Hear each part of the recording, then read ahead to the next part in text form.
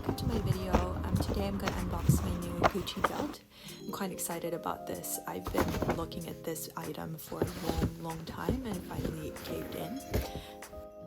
I've never really bought a luxury item before, especially not from Gucci, so I don't know what to expect, but I can see that the new packaging is the new Gucci Equilibrium packaging, so it comes in this like very nice green color. Whether it feels more premium to the one before, I can't really compare that since this is my first time, but it is very nice. This is pretty much what the box looks like front and back.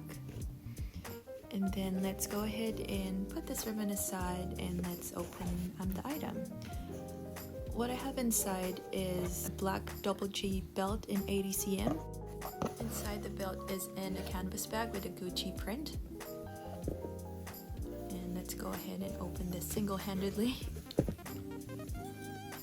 I've been using this a lot since I got it because it does a very good job in elevating any basic outfit. I'll zoom in to the details here in the back so you can see it. That is all guys, thank you for watching and see you in the next one.